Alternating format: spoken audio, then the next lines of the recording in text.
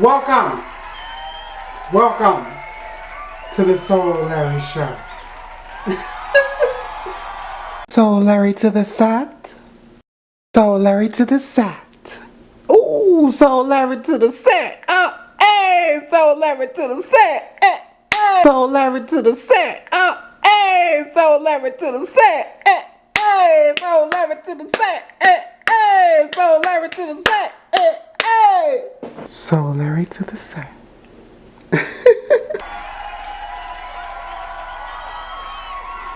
Today's topic is going to be how I was bullied and how it shaped my character. Something like that. Okay, so I'm from Natchitoches, Louisiana. And I went to school in Cloucherville. Yes, it was like 30 minutes away from Natchitoches. I went to Cloucherville high school, elementary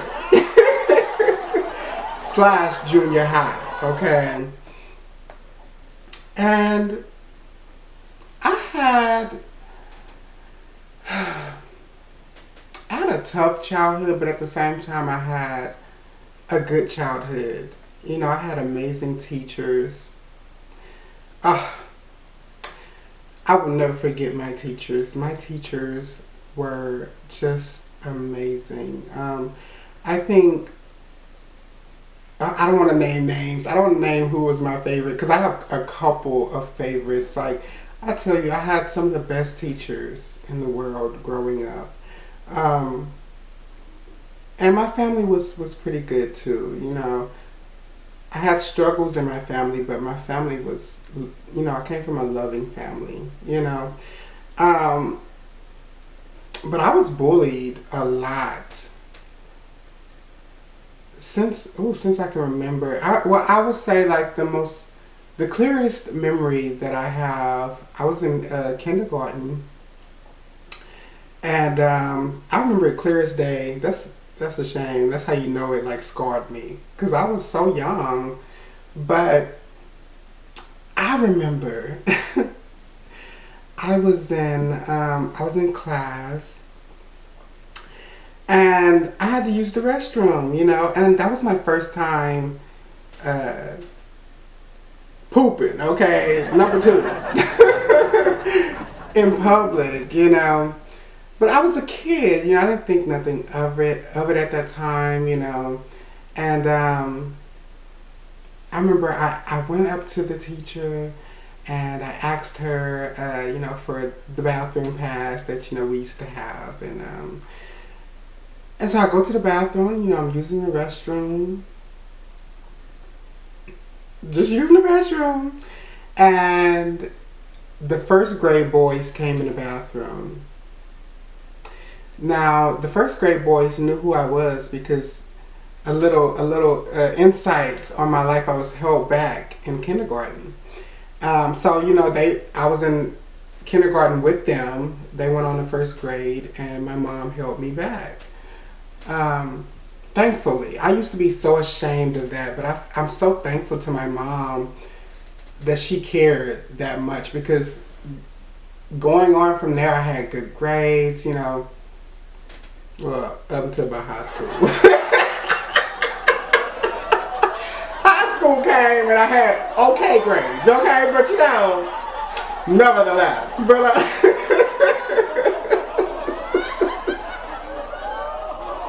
so they knew who I was, you know. And so they come in the restroom and I hear them say, "Who's in here pooping?" Da, da, da. You know how kids are, you know.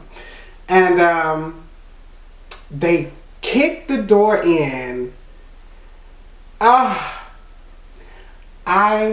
was petrified. They kicked the door in. It was like a movie. Like, they all stood in the doorway like, "Hey, Larry's pooping, Larry's pooping." Then I was humiliated beyond belief. You know, I was young, and just couldn't believe that was happening to me. You know, I don't know really how to process it at that time, and it scarred me to the point where I didn't like using the restroom up until I was grown. Like, I didn't get comfortable with using the restroom in public places until I was a grown up, and you know, I realized that it wasn't a big deal and everybody does it, you know. But that stuck with me throughout my whole childhood. I hated using the restroom. I would hold my bowels and everything until I got home if I could. So I would sit in pain because I also had stomach issues. So I would sit in pain throughout the whole day, and it just really made my childhood miserable. I hated going to school because I didn't want to use the bathroom, and it was just a mess. And that was like my introduction into bullying, you know. And so okay, so we're gonna move on. Okay. So the next big bully situation, you know, which I got bullied all the time. Like, I remember the kids, you know, calling me names, calling me the F word, and I didn't even know what that was at the time. I didn't even know what it meant to be gay because I came from a Christian family, and you know, my dad's a minister, so he sheltered us a lot. He really did. And so I remember going home asking my parents, like, what does gay mean? What does the F word mean? You know? And they like, how you know? How you know that? You know? Because I live in the world, mom and dad, you know? And I remember being picked on because of my voice. You know, people loved me because I could sing. But I had a very high voice. You know, I still have a high voice. So just imagine what it was when I was a kid, you know. And they would say, oh, you talk like a F word, you know, and just saying really nasty things about my voice. And it affected me to the point that I remember I went to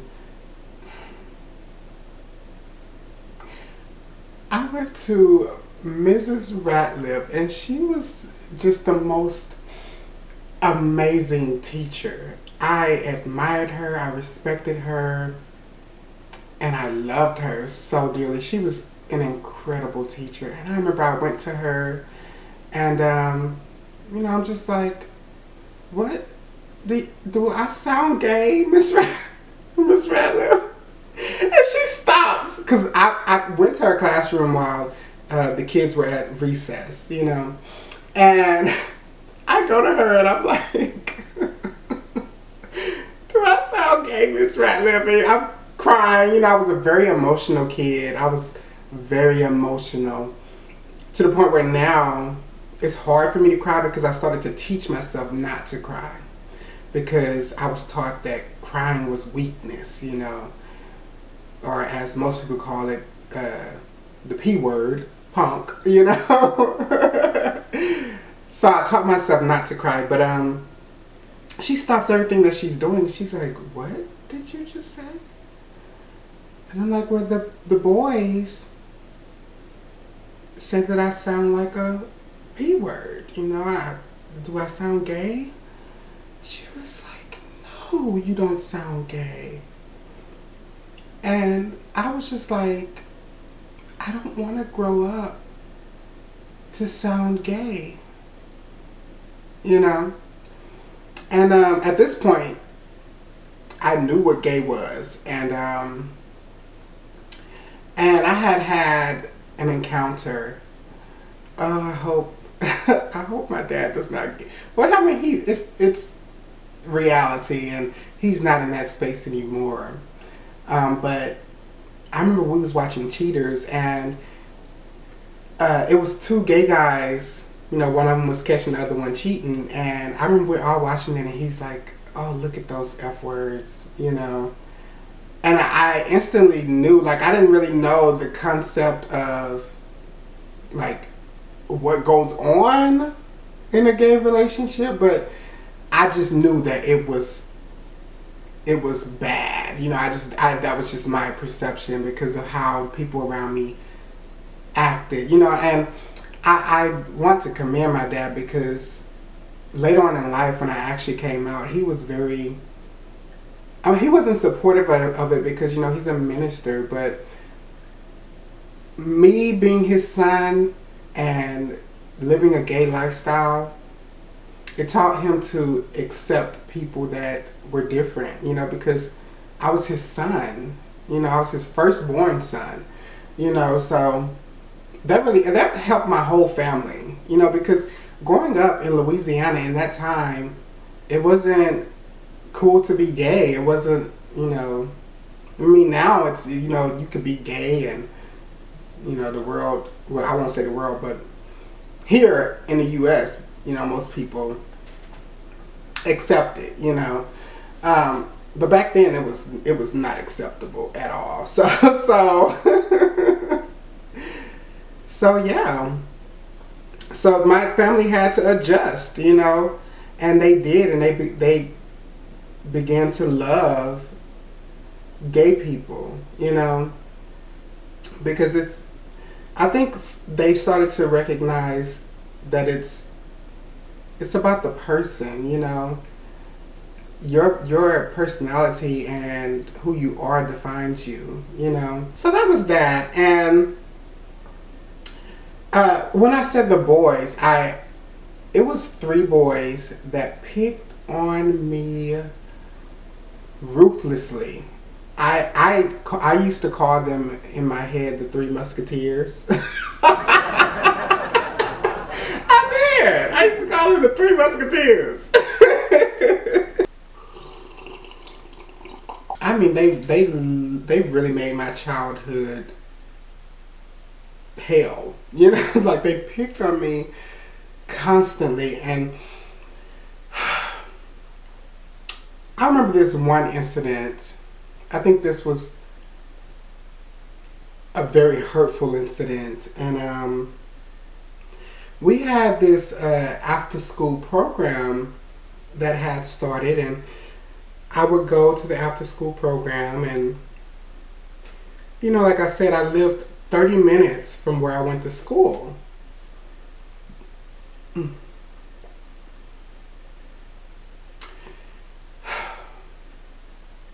remember I was on the school bus, and you know, it was like really cool to sit in the back of the school bus.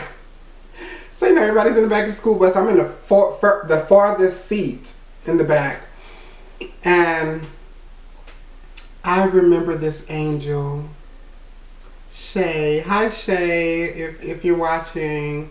She was an amazing friend, and I feel like God really put her there for that moment because, you know, I'm in the back seat minding my business, like I'm not doing, and I'm just chilling, you know, like minding my business, you know. And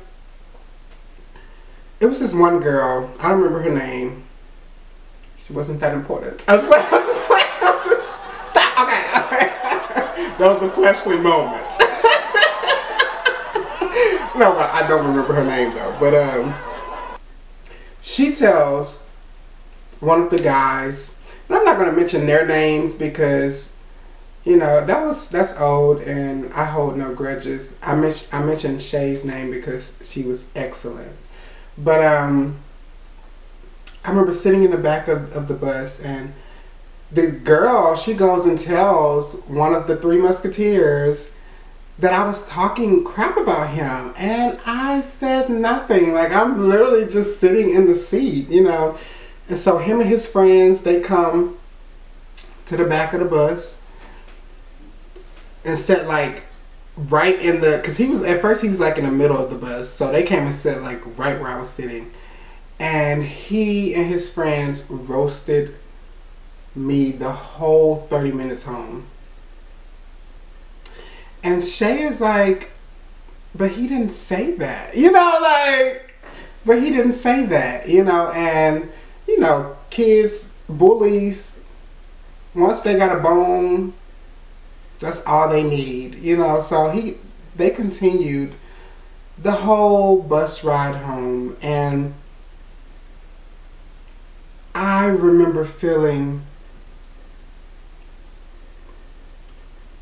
so crushed inside. But I couldn't show it. Okay, I had a good poker face. I'm just like, whatever, man. Like, say what you want about me, And the kids, I felt like I had a lot of things to be picked on. I was a feminine kid. I was overweight, fat, whatever you want to call it. I had messed up teeth, just all of these things that people could easily pick on, and so, I'm just taking it. I'm like, whatever, blase, blase.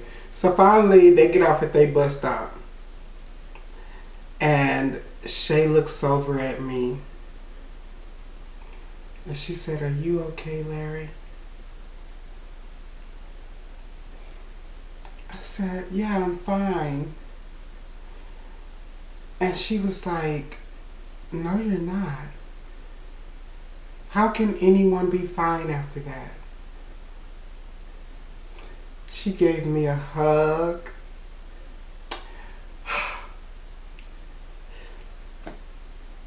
She gave me a hug and told me she would see me tomorrow and she would check on me.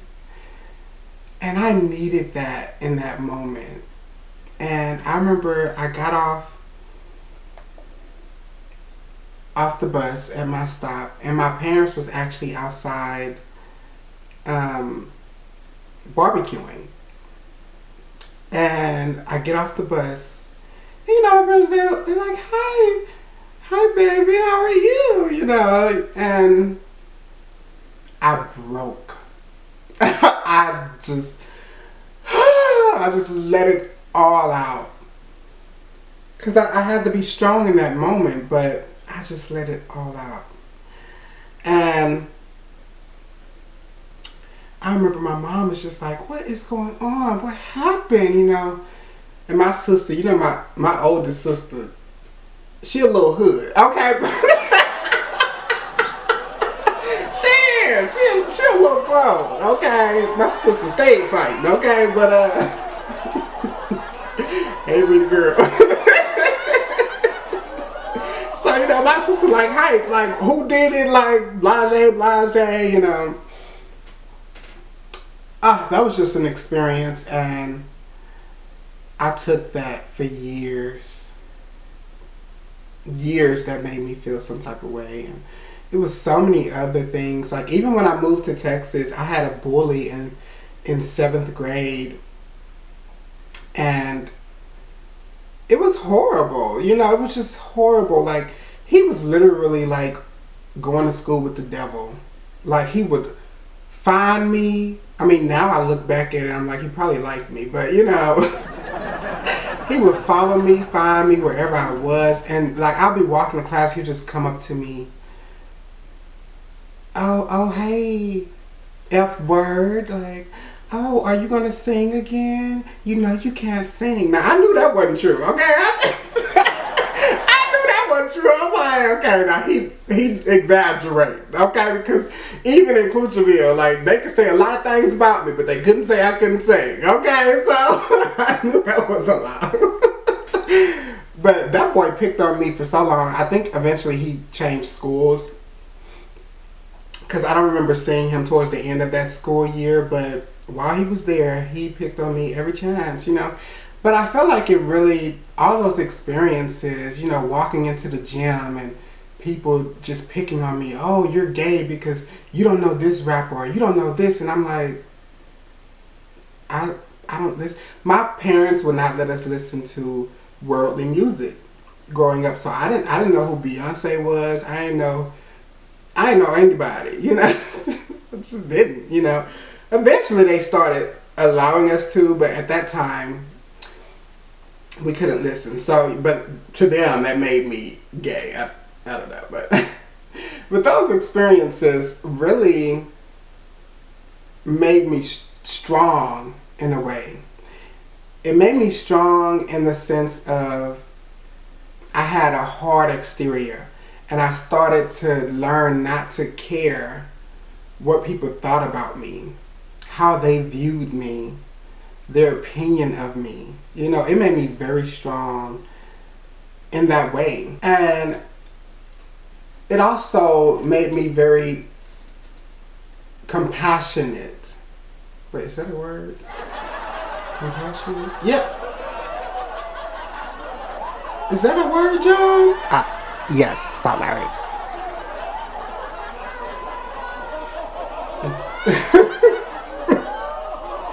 It made me really seek justice. Like, it made me passionate about justice because I was treated so unfairly my whole life for whatever reason it was, you know. Even in dating, I was treated unfairly. Yeah, I remember being a kid. You know how kids, like, you know, everybody had a little boyfriend, a little girlfriend, and I used to cry because I always wanted that. I always wanted love, like, ever since I could remember. And nobody liked me. I remember they tried to bribe Kelly into dating me because I was the only one that didn't have a little play girlfriend, you know. But so I always felt like the outsider. I always felt like justice wasn't given to me. Always, you know. So growing up, it made me compassionate towards others because I know and I knew how it felt to be treated unfairly, even though I always knew I was an amazing person. Like, that was always knew that. But no, it seemed like nobody else cared about that. So it made me seek after justice. And, you know, once I got a bit older, like, if I would see someone being bullied, it would make me say something because I remember when I used to get bullied, you know. And I'm just so thankful that it shaped my character for the better. Because now I think that's why I'm so loving and I'm so caring, because I know how it feels to hurt and at times feel like nobody is on your side. And I also think that's why now, okay, now let's move to now. Okay, I think now, me being saved and God opening my eyes to the truth, it makes me righteously angry when I see gay people treated unjustly. Because, for one, if you read the Bible clearly tells you not to treat people badly. I mean, that's like, they learned that in the, what they call that, Sunday school? You know, and now knowing the knowledge that I have, I know that being bashed and ridiculed and beat down does not bring you to God. When God saved me, it was Him showing me His love and His kindness and heaven and, you know, stuff like that. Not bashing. If anything, that made me go away from the church, for one. And I looked at Christians as bad. You know, I looked at them like, why would I want to be like that? I'm a nice person how I am. You know, so why do I want to be that way? You know? And so I'm just very passionate now. I was watching a video the other day, and it was a Christian video, and I'm like getting ready doing stuff, and the guy starts to talk about work and this F word that I work with. Like, his whole demeanor changed. It went from, oh, praise the Lord, hallelujah, to this. And I'm like, how could you mix hate with God? Like, it just don't go together, you know. And I really despise when people say, oh, I love them. I'm telling them the truth. You can tell people the truth in a nice way, in a loving way. If someone who would have sat me down and really explained to me about God and how it's not about waking up one day and being straight, but that you turn to God and you turn away from your sin because you love Him, or you at least make that effort to, you know. And so now when I see stuff like that, it makes me so angry, and I'm just so passionate about saving souls the right way, you know. And a lot of people say, oh, I'm still supporting the gay community because of that. And I say, well, who are you supporting? Because you ain't supporting God when you're pushing a soul further and further away from Him, and you will have to account for that. You know, their blood will be on your hands if they never get saved, and you had the opportunity to minister to them, but you chose to bash them. Okay, we gonna move on because I'm getting heated. But I'm so thankful for everything that I've been through, because it shaped me into the beautiful personality, and I mean, it shaped me into Soularry, because I was a really shy kid, and I had to force myself to gain this personality of life. You know, I had to become a tough exterior. I had to become a big personality, you know, for one, so that I no longer got picked on and people respected me and stuff like that. Because when I was a kid, I was so shy and timid, and people used that to their advantage, you know. So yeah, so that's my bullying story, y'all. And how it shaped my character for the better. So, you know, I say to all of you, allow your struggles and your obstacles and your injustices of the world to make you a better person. You know, I hate when people say, oh, I'm being a bad person because people have been a bad person to me. I had a guy that we dated in the sense of we went on dates and stuff like that. And I remember one time he just straight up told me, like, I break dudes' hearts because my heart has been broken. And I remember thinking, like, what sense does that make? You know, like you gonna do the painful thing that was done to you to someone else? Like, that doesn't make any sense. But I really liked that guy. And I mean, it clearly ended in heartbreak. But I should have took that sign then. But that's another topic. But yeah, so allow your situations to shape you for the better. And if you are gay and you're watching this, I want you to know that God loves you, and He wants you to fully give your life to Him. He wants you, you know, to come to Him, not out of fear of going to hell or, you know, people forcing you, but just because you want Him and you love Him and you need life, because without Jesus you have no life, you know. And He wants us to live for Him. You know, He said, be holy as I am holy. If you love me, keep my commandments. My commandment that I give to you, love your God with all your mind, heart, and soul, and love your neighbor.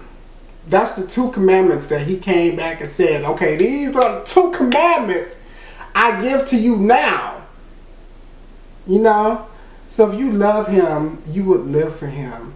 And if it's something that you just can't even wrap your mind around, because I was like that at one point. I couldn't wrap my mind around, like, you know, not living in a gay lifestyle. I was like, what? Like, that's who I am. I was born that way. You know, I really believed that. You know, so I sympathize with any gay person who really questions this, because I've had every thought that you've had, every cry that you've had, you know. And also I wanted to say that's another reason why it really bothers me when people say, oh, you just came to God because of what people say to you, blase, blase. And I'm like, it really had nothing to do with that. Like, I fell in love with who I was. I loved being gay. I loved living a gay lifestyle. I loved who I was, you know. And I had no problem with that. If you have been following my YouTube before I got saved, you could clearly see that. People would come to my channel all the time, call me names, and I would joke with them. You know, like, it was funny to me because I had heard it since a kid, you know, and I built up that exterior. So the reason why I came to Christ was really because he touched my heart and he changed my mind. So if you can't even wrap that thought around your head, just pray to him to give you the mindset that you need to come to him. And he will do it. And, you know, that goes for anybody, because I've had friends who can't imagine not fornicating. Yeah. You know, like, they really say, well, I guess I'm going to hell because I ain't going to stop fornicating. Pray for the mindset to serve him, and he'll give it to you. I thank you guys. I thank my audience. I love you so much. If you ain't saved, get saved, okay? Even if you feel like, okay, this is too much to take in, then just say the sinner's prayer. It'll be linked down below in the description. And ask God to come into your heart.